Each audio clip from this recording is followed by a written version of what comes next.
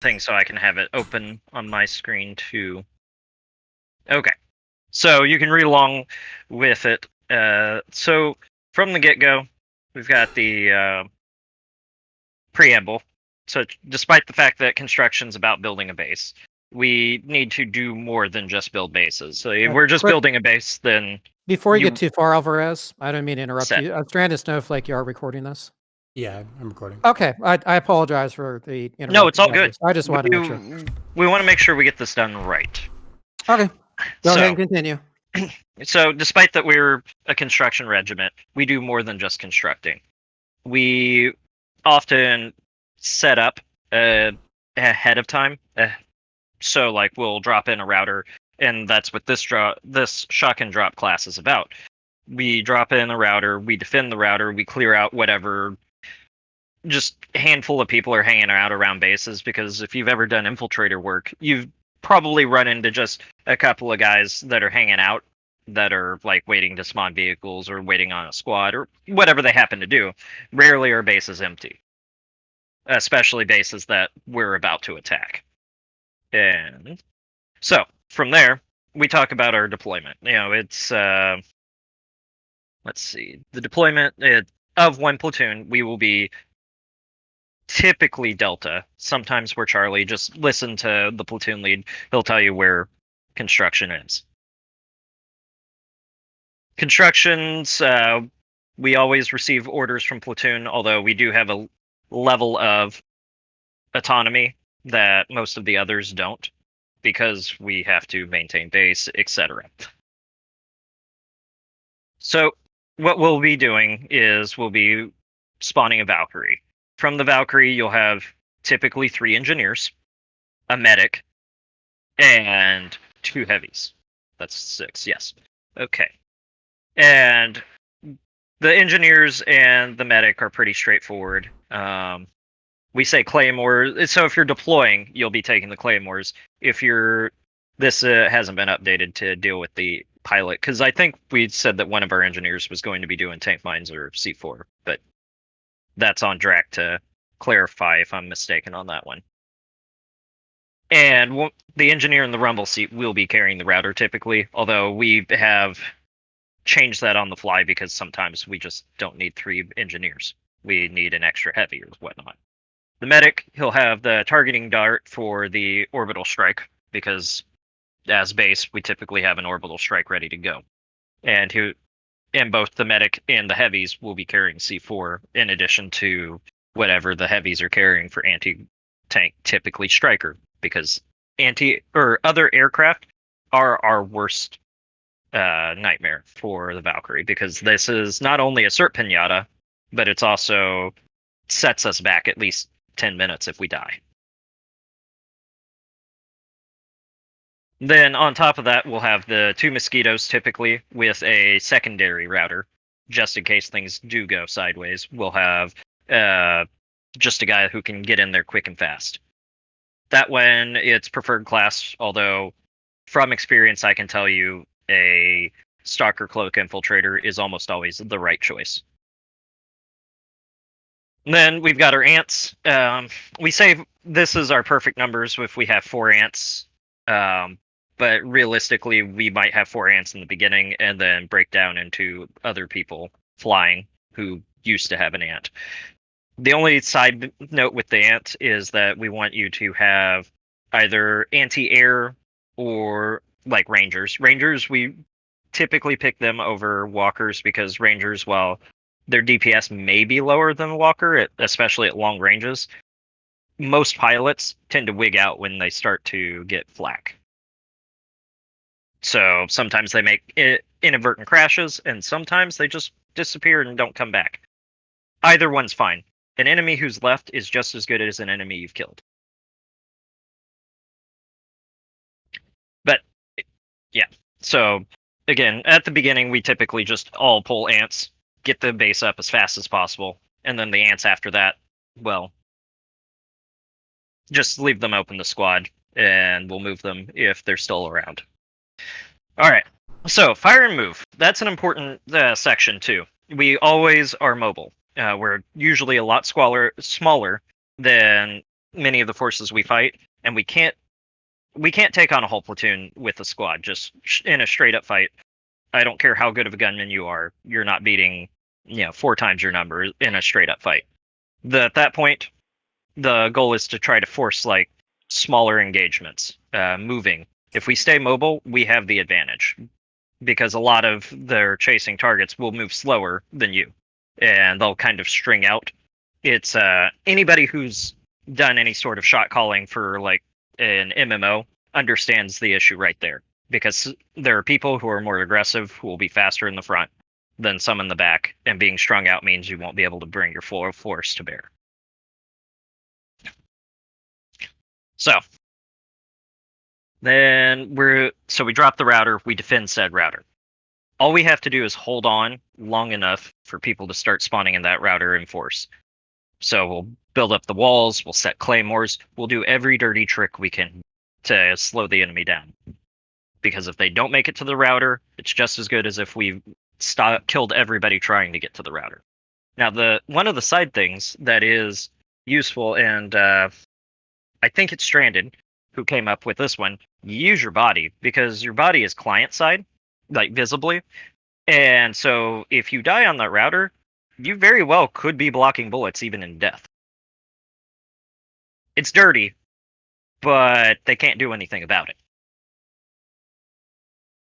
Now, the distraction neutralization kind of goes back to what I was talking about with the every dirty trick. Landmines, claymores, C4 over railings, all of that. Anything you can.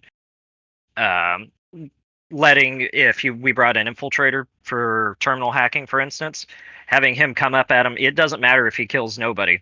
If 6 guys turn around to engage him, that 6 guys not shooting at us in a building. Again, all we're doing is slowing people down as long enough for the attack to get into full swing. Now, we do talk. Yeah. So all squads at that point should be there, like all our infantry squads, and they should be able to surround the enemy spawn point after we get the tactical superiority, the favorite of the TR. Tactical superiority typically means more people than them, though, in actual practice. And we mentioned we've got a mark here for replacing the engineers and medics with light assaults or additional heavies, and heat detection optics are recommended. So securing your foothold. So this is kind of going back more in an official form of what I've already gone over. So we insert, we enter, we clear. It's a 4-man team in a perfect world. So we show up, we drop out of the Valkyrie, it does a quick flyby. Or it comes in low. It really depends on the pilot's expertise and comfortabilities in a lot of these cases. So we go in, we breach the first building, you check all your corners. It's very important to remember to check your corners. This isn't just for the shock and drop. It is not uncommon, especially in bases that are about to be attacked, to run into people who have already set up on point, especially once we start fighting people like B-Way or SKL, who have elements that are just as organized as we are. If you know ahead of time that there are people in there, then open with grenades. The threat detection with the Valkyrie will typically let you know if there are bodies already on point. There are obviously exceptions, but I'm not digging into every alternative. So suppressive fire and smoke grenades are one of your best. Flashbangs and explosives come in as a close second. The biggest issue with flashbangs and explosives is they do typically leave the team outside and exposed while you're waiting for the bang. Smoke grenades are pretty much instantaneous, and the suppressive fire, we have a lot of bullets. Our heavies specifically have a lot of bullets, so you can advance under the heavy holding down somebody in a corner. All right, so we've got mechanical, we've got ballistic, explosive, and manual entries. I've kind of touched on most of them. The mechanical, though, is the one that really we didn't touch on more than anything else because it, in the real world, it would involve things like breaking down a door with a battering ram. In PlanetSide, it involves orbital strike. We OS the point. We kill off any of their deployables, any unfortunate max that happens to be in the building before going in. Ballistic, tank, ESF, things like that. Just make everybody huddle in, not the doorway. If you time that properly, it can be almost as effective as any of the others. Explosive. So that one goes back to using C4, rockets, etc. This one, I would argue, is best when you've already got people hunkering down on the point and you have the cover outside. That way you're not getting sniped in the back or whatever. Because PlanetSide is slow with their throwing grenades, all things considered. That's just the way of things. So we have to work around our own limitations. Manual. This one is the tactical superiority way. I've got numbers to burn, or I don't have any other options. That's when you use yourself and your guns to get in and do the job. It's dirty. People die. It's just the way of manual. So, when we go into the room clearing specifics here, it is seizing control of the room, eliminating any survivors, and dominating the room. Then controlling the situation, meaning putting up your barriers and other obstacles. So you would enter each an opposite angle from each other. What that means is if you're going up to your doorway and you enter to the left, the next man enters and turns to the right. This ensures that all fields of fire are covered and all corners are naturally checked.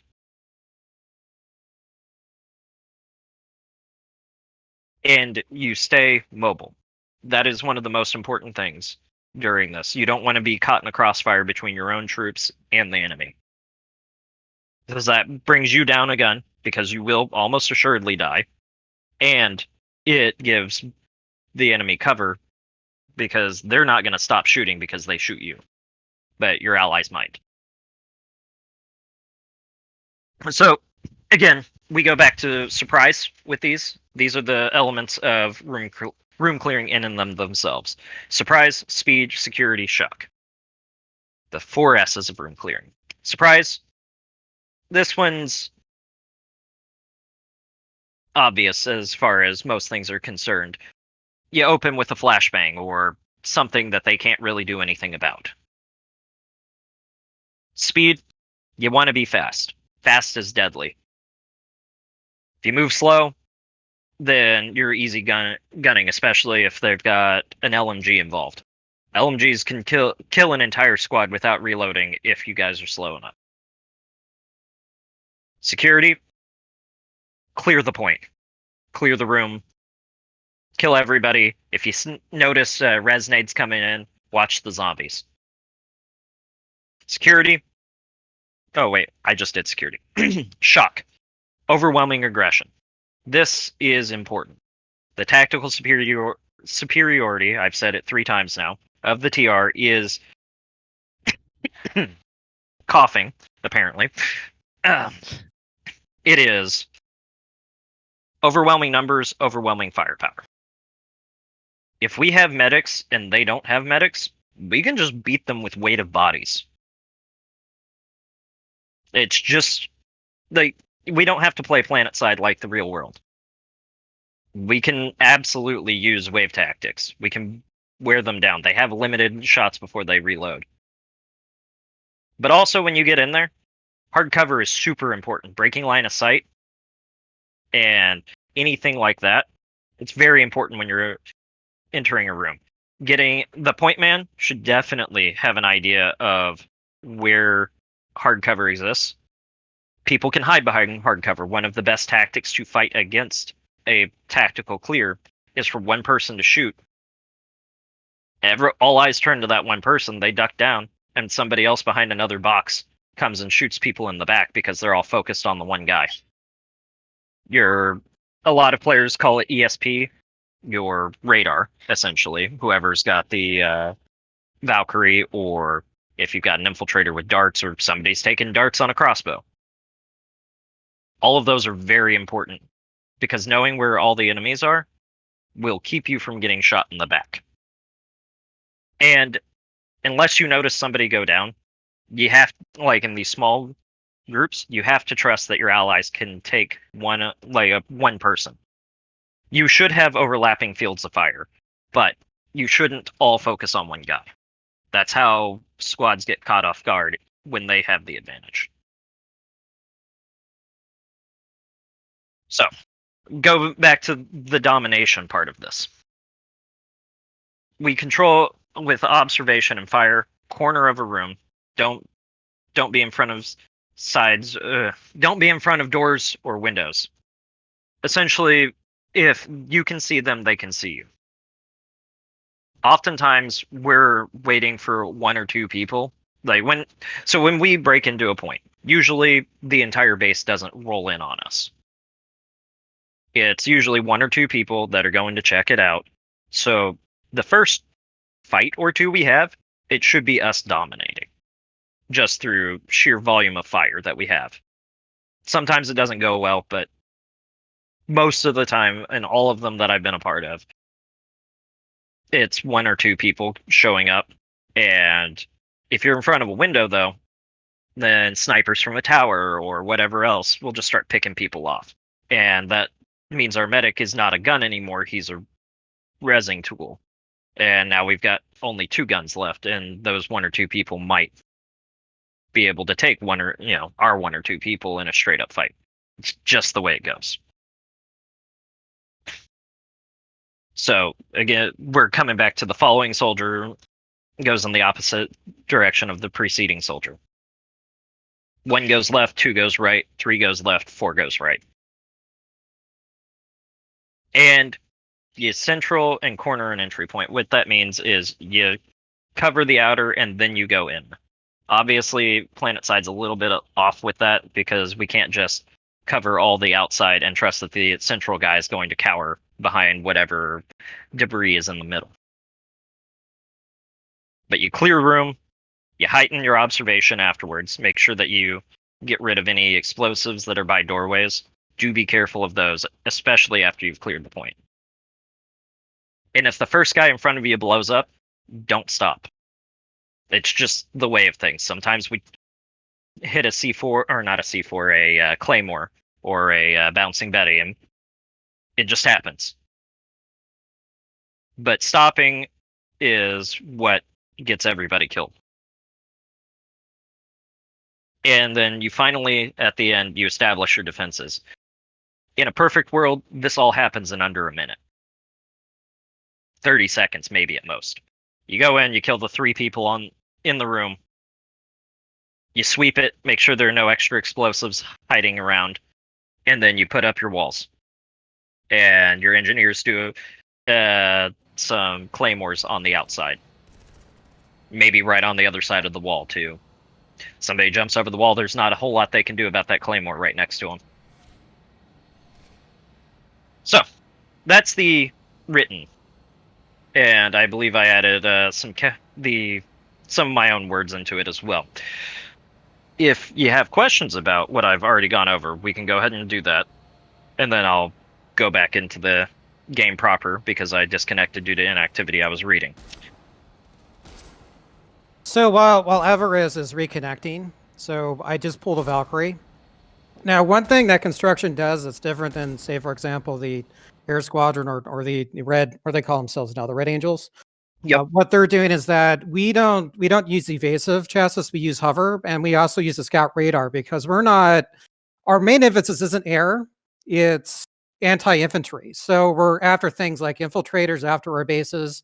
If we're making an approach and we have an extra Valkyrie, one of them can buzz around the sides and they can shoot at any enemy troops who are trying to get in the building that we're trying to take. So there's multiple ways we can do this, and we do have another class called Tactical Reconnaissance and Suppression. We'll be going over that more, but At this point, I want everybody to get into the Valkyrie. I guess we're still waiting on Alvarez. Yeah, I'm logging in now. It's Okay. the game only moves slow when you're trying to be in a hurry. It's a known fact. That's true. Yeah, one of the and actually, why I mentioned the whole one goes left, two goes right is it might be easier for people to remember if my placement in the squad is 2 or in the entry team is 2, then to go right. It rather than trying to focus on what direction the guy in front of you goes. It's just something to consider if we do that direction. And right, coming into VR.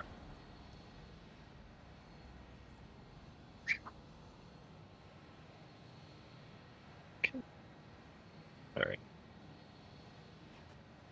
I see the Valk. Okay.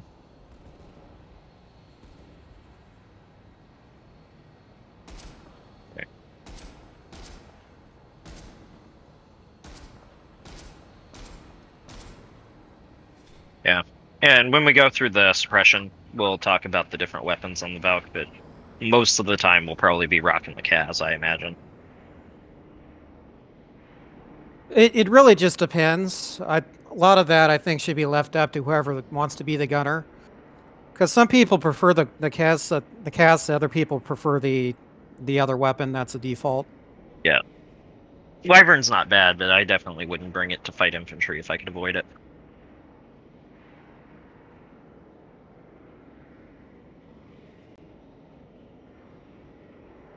Okay, so we're going to take part in some role play demonstrations. So everybody, go ahead and exit the Valkyrie. I want you to go inside, and I want you to switch to heavies, and I want you to switch with heavies with rhinos.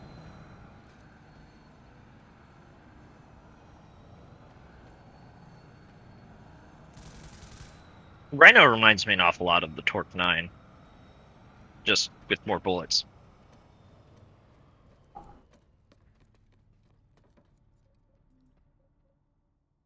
And actually, if you want, let's make this a little bit quicker.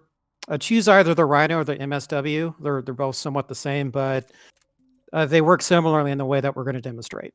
Mm-hmm. So once you become a heavy, go ahead and line up over here at this entrance.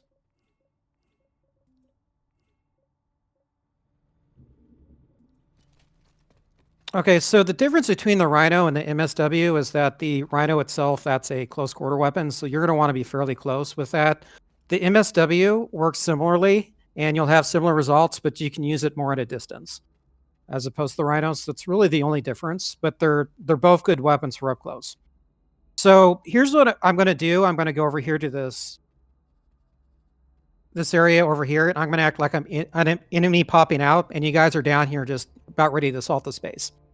So the exercise I want you to do is, I don't want you to immediately shoot at me. I want you to get as close as you can to me, duck, and shoot at my head at that point, because that's the tactic that you would use with that weapon. Okay, so I'm an enemy popping out. I'm shooting at you. What are you going to do? Yep. There you go. So I'd probably be dead at that point. So the reason that works is because when you duck, it makes it harder for them to shoot at you. At the same time, you can get a headshot, because when you're a heavy, you're going to want to get headshots. That's how you're going to make the most kills. You can also sometimes rely upon your overshield lasting long enough, but it's not going to be as reliable as you getting headshots. So you're going to want to master both. So the MSWs, so go ahead and switch to the chain gun real quick.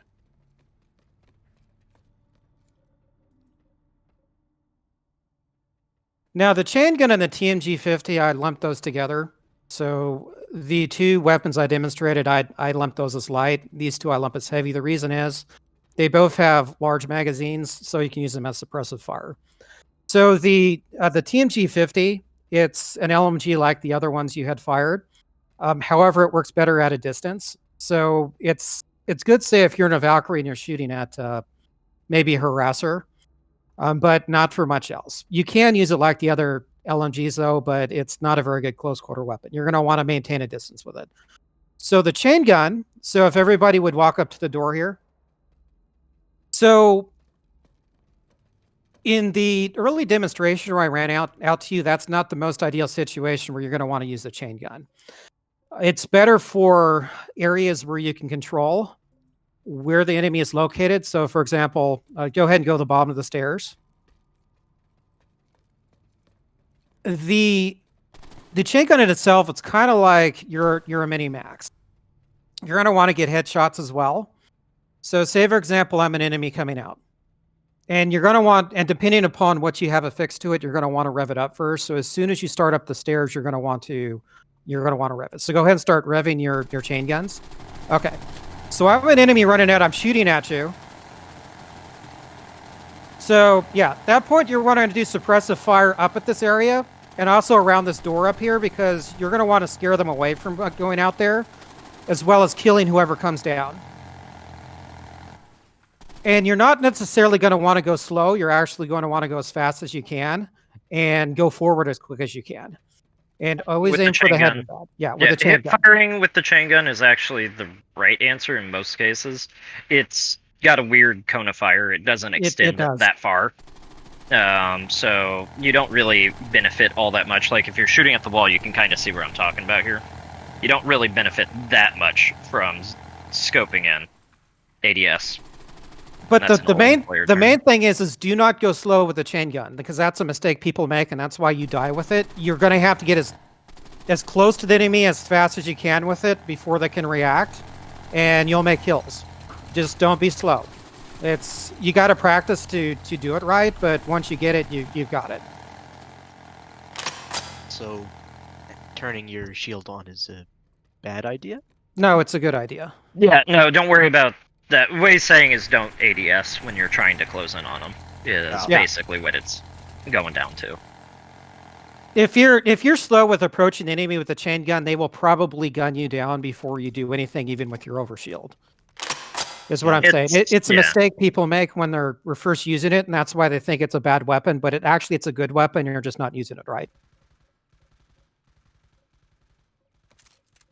Yeah, don't be afraid to hip fire too. We're going to be in close proximity. The general rule of thumb with hip firing, like on all guns that aren't like snipers, I suppose, are if their body is within your entire crosshair from the get-go, you can hip fire. That means you've got, like, if the entire crosshair is the body more specifically. I don't know, I'm using bad words to explain what I mean, but I think you guys are picking up what I'm putting down with this one. Yeah. Okay, so that's even as far as TR Lightning is, I'm still reliably hitting him. So that should be it for now as far as the guns. So now Alvarez, he touched on it earlier. I don't think he went into details. Is that there's different approaches you can take on buildings depending upon the terrain and the type of building. So, and how many enemy troops. So typically if there's not very many enemy troops, there's like one or two, you can probably drop about anywhere. If you see friendly troops, don't hesitate to drop in with them if they've already made an opening for you. If it's an area where there's a lot of enemies, you might want to consider dropping on top of a roof or building somewhere where they can't readily shoot at you. So in this location, and again, this is the only building that's in VR, you're going to want to hover in the Valkyrie just above that helipad and drop into this midsection if possible. You could possibly drop up above, but you're right next to where they spawn up there, and there's going to be guys shooting at things. So your best bet is to drop in this middle section. And plus, it's usually closer to what you're going to want to be at anyhow. Say if you place a router in here, and there's really isn't a very good place to place a router. If you were, it's in the midsection where they typically have generators now. But this building itself isn't good. If you if you are in a place where they have a fortress like this, find a side building with a point, put it in there. That would be better than directly in here. Mm-hmm. Agreed. First floor buildings or buildings with only 2 floors, like the, I guess the one that's basically just a staircase. It's a elongated building. It's got a first floor that's a hallway, and then a hallway that's a staircase, and then a small little control-looking room up on top. It's they've got one of those at Ceres, for instance. That one's a great building because it has two technically 3 entry points. You've got 2 on the first floor and 1 on the second floor. But those are very easily controlled. And a staircase is your best friend if you've got shield walls. Unless they're running cat-like, it's hard to get over them. Okay, so that should be it for now. Let's go ahead and get back on the Valkyrie if it's still... I don't know if it's still spawned. May have to No, spawn but we new have a one real vehicle quick. pad here. Yep, let's go ahead and... I'll go ahead and spawn one and we'll get back in it. Now, you can't redeploy into the Valkyrie in VR. I don't know why. So I'm going to have to land and let you guys in.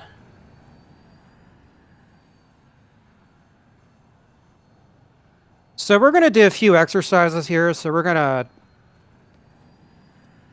to simulate being attacked by an ESF, as well as we're going to practice destroying Sunderers, because one of the things we do in addition to anti-infantry is we get rid of enemy Sunderers, because we don't want the enemy to have spawn points. So not only do we create spawn points for our own team, we get rid of the enemies. And I think everybody is in. Yeah. Okay. So who has C4? Does everybody have C4? I do. Yeah, No, I do. I don't. Okay. Nope. Let's go ahead. I'm going to land real quick, and who doesn't have C4? Go There's ahead a- and get it in the terminal inside, and then we'll go get back in the Valkyrie, then we'll go and blow up some vehicles.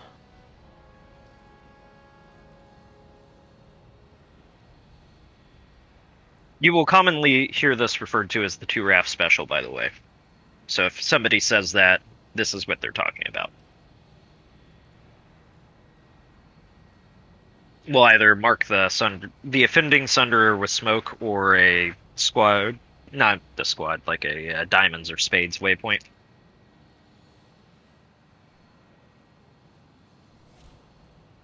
Okay, I think everybody is back again. Yes.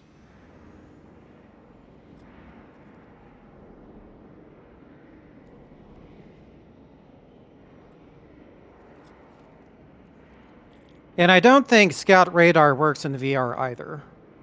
So we're going to have No. to simulate that as well. Well, I can call things out. I'm on your gun. That'll work. So.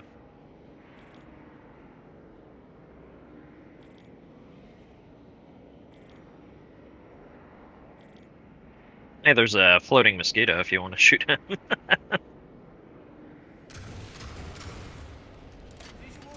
Yeah. It's probably So- like, what's going on? One of the things to keep in mind with strikers, if you're not practiced with them, is you have to be pretty much on them. So you want to hold fire until your pilot says to fire. Oh, there's a Colossus. I don't see any Sunders right now. Yeah, the It looks enemy, all of the Sunderers vehicles. are not spawned. Yeah, it looks There- like all the vehicles besides the Colossus aren't too. No, there aren't even like other vehicles. Like there's no Mag Rider or Vanguard. I'm not actually not even seeing enemy infantry either, which Well, there is some. Oh wait, there is. Well, I guess we can practice on the Colossus. Yeah, It just drop us will on the survive We a could. lot. But There is a friendly Sunder over here, which we can practice blowing that up. But it's no, there isn't. It's a Colossus. oh, you're right. That- All of the vehicles are gone except for shows- the Colossi. It shows on the map, which is strange, but it's not there. Yeah, Okay, never mind this then. is the weirdest thing. So we can just practice So- on the Colossus for purposes. Yep. So this one over here is half health. So let's say this is a Sunder, so we would want to hover over it, No, you want to just fly over it. So like not right hover, here. not hover over it. or fly. Yeah. And he'll say drop and we come down and whoever gets the C4 gets it. So there's two ways to do this. One of the ways, and that a lot of our top performers tend to do it this way, is that they will, as soon as they have left the Valkyrie, they will let the C4 fall and release, and when they hit the ground, they will detonate it. Yep. That doesn't always work though, and also you're more likely to blow up your teammates doing that. Now the second version of that, which is a little bit safer, but it has its own risk, is if you use the what's that implant where you can become invisible? I forget its name. Minor cloak? No, it's not Minor Cloak. The one where you drop and when you Yeah. take full, but you have to Okay. take covert drop. The problem with that one Yeah, is covert you drop. have to take fall damage according to the way it reads. That's actually not true, and in fact, you can go invisible as soon as you leave the Valkyrie.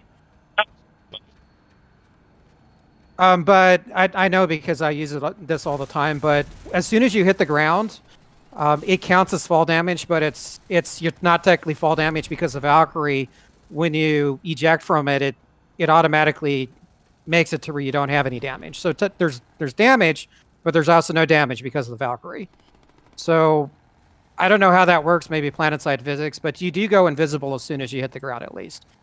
So, and that does tend to work a little bit better. Say, for example, if you're not the type who wants to blow up your own teammates because you can be more deliberate with it, but then again, you're also on the ground and it takes a little bit longer. So really it just comes down to depending upon what you're comfortable with.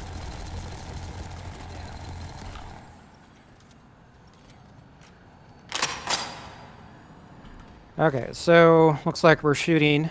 So if everybody would go ahead and get back in the Valkyrie. We're at about 36 minutes, by the way. 36? Okay. We should be ending this here in a couple of minutes. So let's go ahead and simulate when we see a infantry unit on the scout radar. We're not going to go into too much detail about this because this is for this next class, but when the scout radar is on there, you'll see bleeps and like how they're spotted. So whoever is in gun, go ahead and shoot at whoever's down there. So we can simulate that.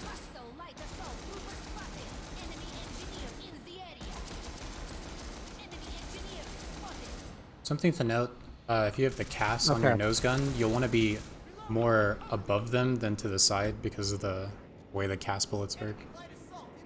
Mm-hmm. It does significantly more damage if you shoot directly down at them, because they'll get all of the explosive.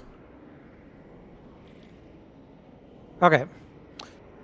So in this situation, I'm going to go ahead and have somebody else take control of the Valkyrie real quick, and I'm going to spawn a mosquito.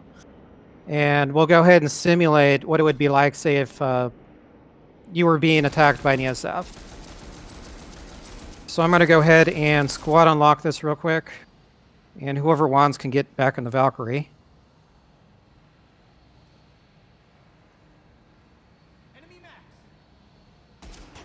Okay, so somebody switch out with me. I don't particularly care who. Okay, Stranded Snowflake.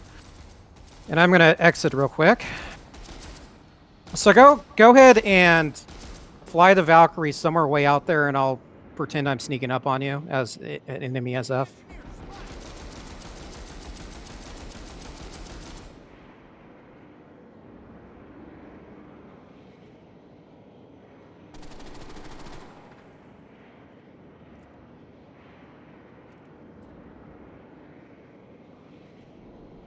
Except that I can see you. Okay. Well, it'll have to do.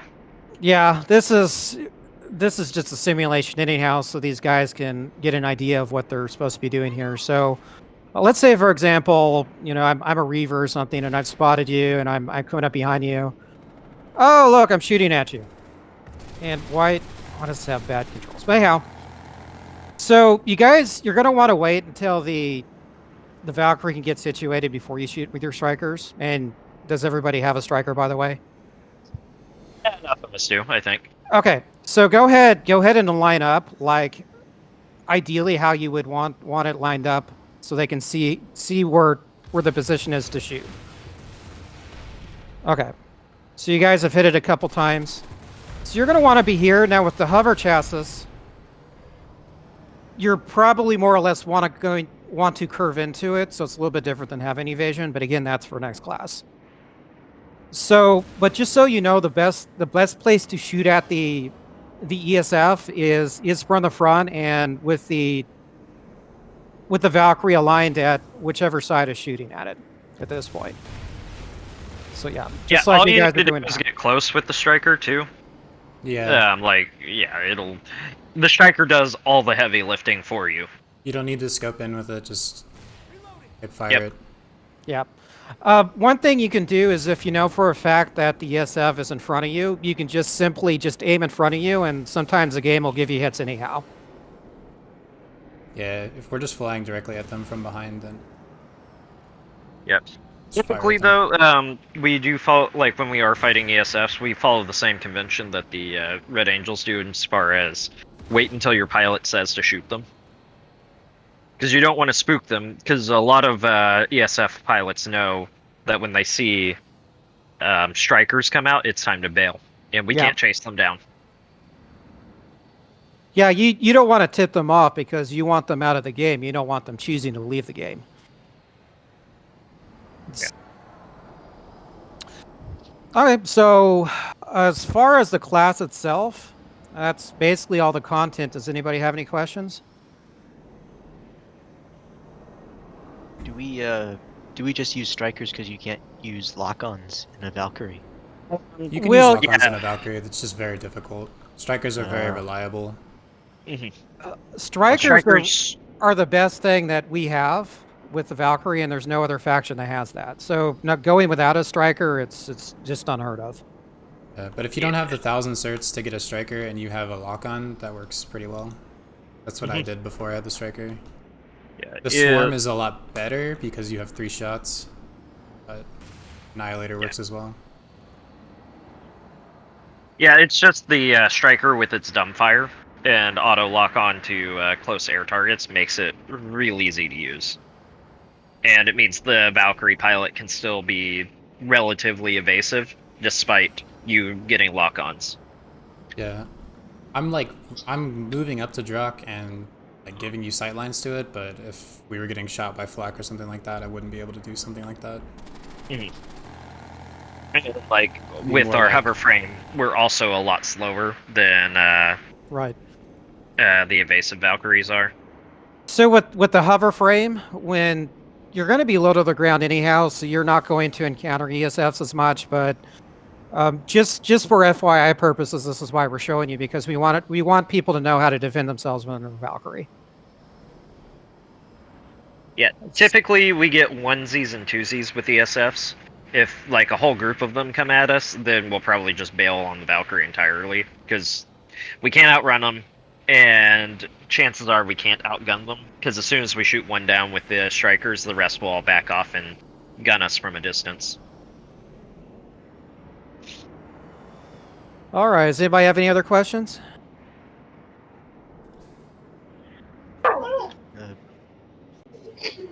As far Not as really. yeah, as far as pizza delivery, is it just like what do you call it? Terrain specific as far as when you want to choose to have rather an extra infiltrator or a light assault rather than all NGs and heavies? Well, it's Or- not necessarily terrain specific. It's enemy specific and the number of the enemies. Because when we move in on an enemy, that's tactical. It's not strategic. When we talk about terrain, that's strategy. Well, But as a matter of tactics, you are going to want to choose your members based upon what you see the enemy doing. so Okay. the enemy, like if it's a very heavily secured point, it might be better to just do an ESF with an ejection seat and a stalker.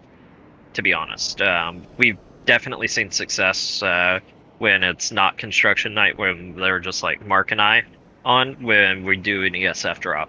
But as both of us can probably attest to, sometimes we just get shot when we show up because when you don't have the squad support, you might spend more time ferrying the pizzas than placing the pizza. And a stalker infiltrator often will circumvent that sort of issue. Because when you drop down and you have like an ejection seat as one that comes with Valkyrie or one that you bought for your ESF, you have like 5 seconds, 6 seconds of fall damage immunity, so you can drop like on a tower and show up unnoticed, and then drop down on like the second or third floor or the first floor from that tower and not take any damage. And the stalker infiltrator won't show everybody where he is when you do that.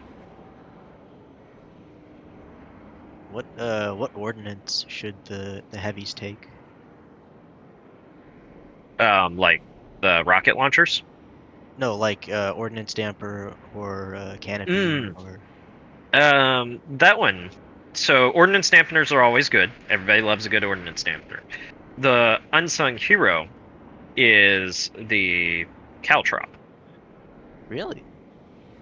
Yes. Oh, just for slowing down anyone who tries to get to it. Right. So if people are coming into the room one at a time, they will never win. That's just all there is to it. Like we have, like our heavies specifically. Like if you're running a rhino or a chain gun, you've got so many bullets. Like a lot of bullets, and you've got engineers with you, so you have unlimited supply in reserve. But if they're if they're coming in one at a time, you just keep shooting them. And the caltrop is a good way to make people come in one at a time because like infantry carried anti-tank weapons, you're either blowing it up with like C4 or spending 4 or 5 rockets on it. They're actually really tough as long as you're not hitting them with an AP tank shell. Yeah, so it's a good way